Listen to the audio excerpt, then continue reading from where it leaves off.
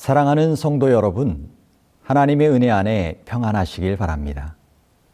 오늘은 금요예배 시리즈 성경 속 관계의 원리 세 번째 시간으로 오늘 우리가 함께 나눌 주제는 조건 없는 우정은 어떻게 가능한가입니다. 우리는 친구라는 말을 너무나 자주 사용합니다. 하지만 문득 이런 생각이 들 때가 있습니다.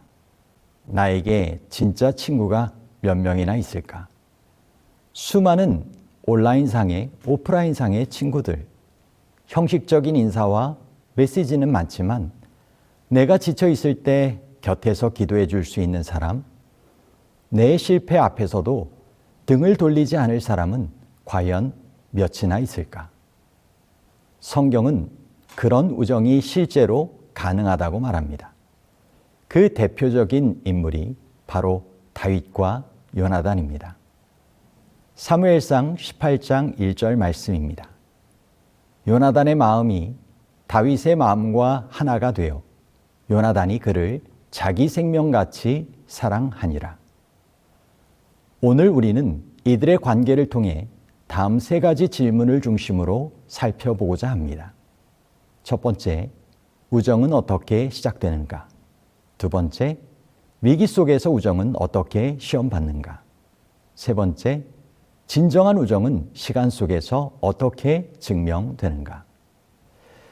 첫 번째, 우정의 시작, 믿음 안에 하나됨이라는 내용입니다. 세상은 보통 우정을 공통의 취미, 오래된 인연, 이해관계에서 찾습니다. 하지만 성경은 우정의 본질을 믿음 안에서의 하나됨으로 말합니다.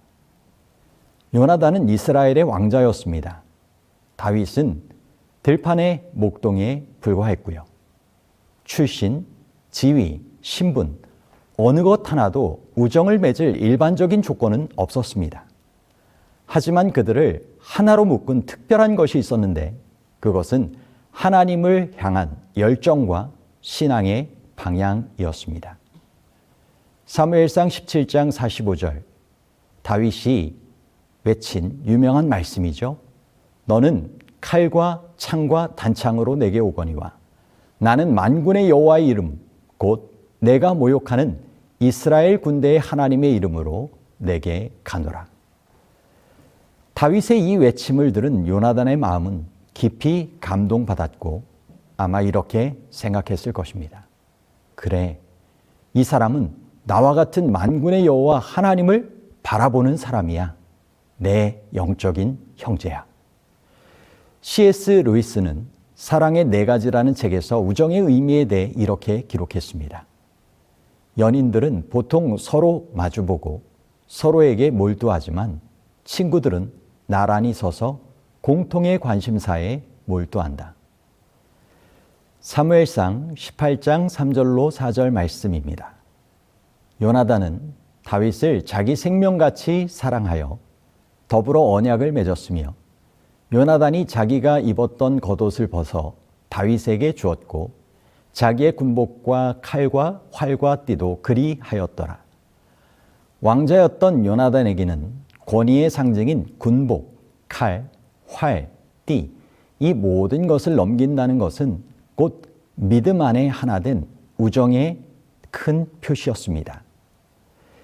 케냐 르웨세 지역에 살던 8세 소녀 바브라는 새로 이사온 또래 친구 사라와 친구가 되었습니다. 바브라는 자신이 다니는 재림교회 안식일 학교에 사라를 초대했고 그 만남이 사라의 인생을 바꾸었습니다.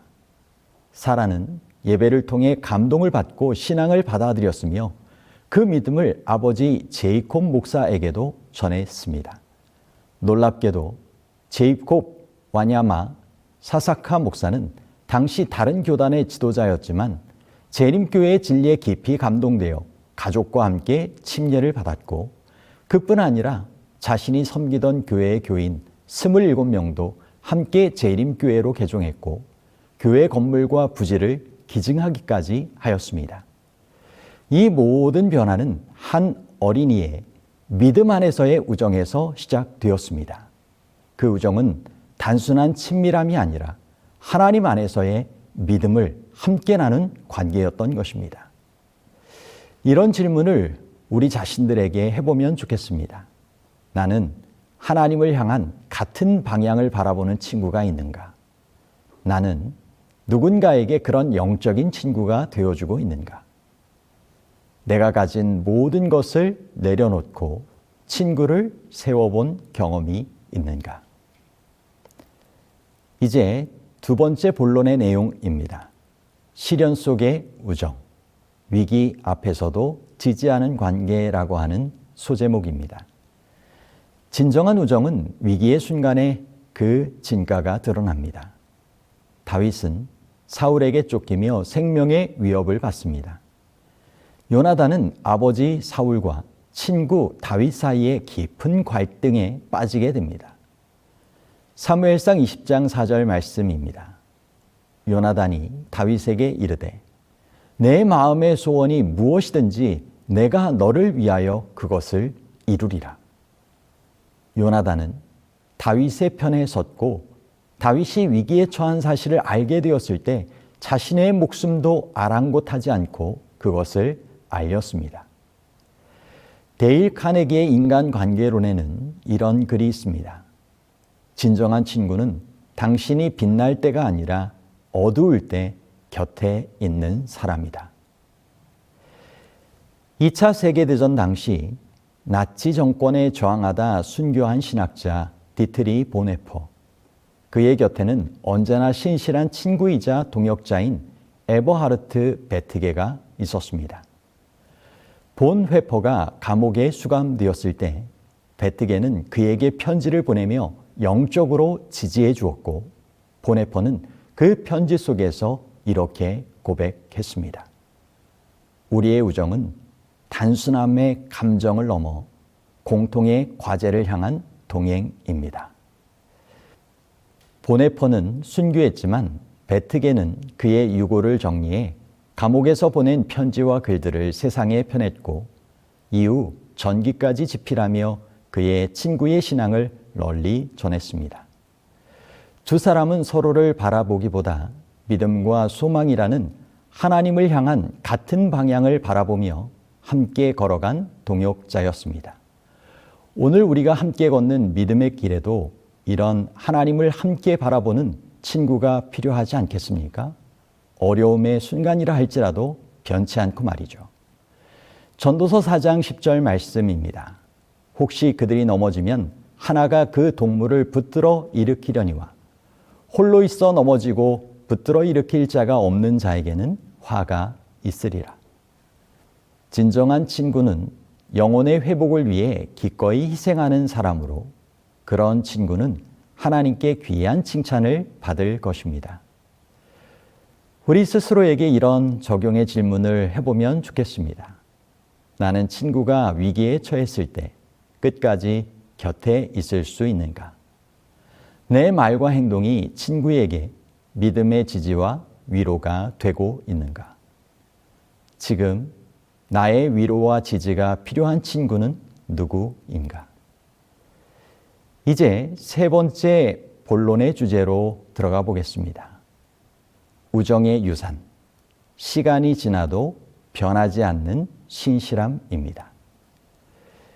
요나단은 길보아 전투에서 전사합니다.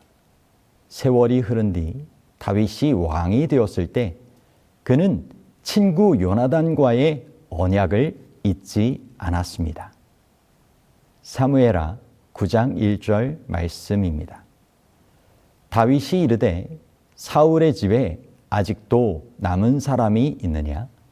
내가 요나단으로 말미암아 그 사람에게 은총을 베풀리라. 그는 다리를 저는 요나단의 아들 무비보셋을 찾았고 그의 왕의 식탁에 앉히며 평생을 책임져 주겠다라고 말합니다. 사무엘하 9장 7절로 8절 말씀입니다. 다윗이 그에게 이르되 무서워하지 말라. 내가 반드시 내 아버지 요나단으로 말미암아 내게 은총을 베풀리라. 내가 내 할아버지 사울의 모든 밭을 다 내게 도로 주겠고 또 너는 항상 내 상에서 떡을 먹을지니라 하니 그가 절하여 이르되 이 종이 무엇이기에 왕께서 죽은 개 같은 나를 돌아보시나이까 하니라. 미국 남부 재림대학교에서 서던 어드벤티스트 유니버시티에서 함께 근무해온 두 동료 케빈 프라이드와 존 윌리스는 10년 이상 신앙 안에서 깊은 우정을 쌓아온 사이였습니다. 그 중에 한 명인 케빈이 2016년 심장 마비를 겪은 뒤 시간이 흐르면서 신장의 기능이 급격히 저하되었고 생존을 위해서는 신장 이식이 불가피한 건강 상태가 되었습니다. 이 사실을 접한 존 윌리스는 곧바로 내가 기증하겠다라고 나섰지만 안타깝게도 직접 이식은 불가능하다라고 하는 판정을 받았습니다. 그러나 그들은 여기서 포기하지 않았습니다. 두 사람은 도너 페어링이라는 교차 기증 프로그램에 등록했고 마침내 각각에게 맞는 기증자와 수혜자를 찾아내어 2023년 1월 18일 성공적인 신장 이식 수술을 받게 되었습니다. 수술 후 존 윌리스는 이렇게 고백했습니다. 예수님 안에서의 공동체 의식이 우리의 믿음의 중심입니다. 우리는 주변 사람들을 돕도록 부름받았습니다. 친구를 사랑하는 것은 당연한 일입니다. 얼마나 두 사람의 우정으로 아름다운 신앙의 유산이 두 가정과 주변의 신앙인 가족들에게 전달되었겠습니까? 지금도 우리는 그와 같은 우정의 가마를 전달받고 있는 것이죠. 하늘은 사랑의 유산을 남긴 자들을 기억하십니다. 참된 우정은 시간과 공간을 초월해 영원으로 이어지게 될 것입니다. 자칫하면 정말 적대적인 관계로 그렇게 원수지간으로 지낼 수도 있었던 다윗과 무비보셋이었지만 요나단과의 아름다운 우정의 유산을 기억하며 그것을 계속 지켜갔던 다윗으로 인하여 그들의 관계는 또 그 이후의 관계는 아름답게 변화될 수 있었던 것입니다. 이와 같은 적용의 질문을 우리 각자에게도 해보면 좋겠습니다. 나는 오래된 친구와의 약속을 기억하고 있는가? 내가 먼저 다가가 회복해야 할 우정은 없는가?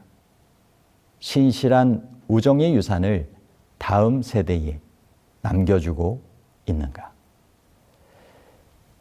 다윗과 요나단의 우정은 단지 두 사람의 이야기가 아닙니다. 그 우정은 예수님께서 우리에게 보여주신 사랑의 그림자입니다. 스가랴 13장 6절 말씀이죠.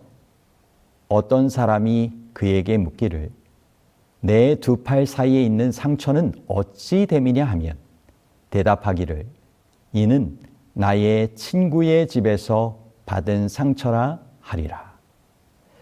이 스가랴서의 예언대로 예수님께서는 이 땅에 오셔서 친구를 위하여 두 팔 사이에 상처를 입으시며 그 희생을 치르셨던 것입니다. 요한복음 15장 13절로 15절입니다. 사람이 친구를 위하여 자기 목숨을 버리면 이보다 더 큰 사랑이 없나니 너희는 내가 명하는 대로 행하면 곧 나의 친구라. 이제부터는 너희를 종이라 하지 아니하리니 종은 주인이 하는 것을 알지 못함이라. 너희를 친구라 하였노니. 예수님은 우리를 친구라 부르십니다. 십자가 위에서 그 말씀을 실천하시며 입증하셨던 것이죠. 그분은 끝까지 함께 하셨고 위기의 때에도 떠나지 않으셨으며 그 사랑은 지금도 변하지 않는 신실함으로 우리 곁에 항상 함께 하시고 계십니다. 이제 말씀을 정리하면서 오늘 함께 살펴본 내용을 마무리해 보도록 하겠습니다. 우정의 시작은 믿음 안에서 하나됨으로부터입니다. 그 믿음은 시련 속에서도 지지 않은 관계를 가능하게 합니다. 그리고 그런 관계는 시간이 흘러도 변하지 않는 신실함의 유산으로 전달됩니다. 사랑하는 여러분, 오늘 우리는 이 말씀 앞에서 스스로에게 질문해 보면 좋겠습니다. 나는 지금 누군가에게 믿음의 친구가 되어주고 있는가? 위기의 시간에 기꺼이 변함없이 곁을 지켜주는 요나단과 같은 친구가 되어주고 있는가? 주님께 받은 이 우정의 사랑을 나는 주님처럼, 다윗처럼 누군가에게 흘려 보내주고 있는가? 예수님께 받은 우정의 은혜를 이제 우리도 실천해야 할 때입니다. 세상의 마지막이 되어갈수록 사랑이 식어지고 조건적인 그런 우정을 갖고 살아갈 수 있지만 조건이 없는 참된 사랑과 우정의 관계를 예수님 안에서 우리가 살아갈 수 있게 되기를 바랍니다. 누군가에게 다윗이 되고 누군가에게 요나단이 되어 믿음으로 동행하며 주님의 사랑과 구원을 전하는 친구로 우리 모두가 더불어 살아갈 수 있게 되기를 바랍니다. 그 사람이 바로 예수님이 명하신 대로 행하는 예수님의 참 친구로 영원한 하늘의 삶을 누리게 될 것입니다.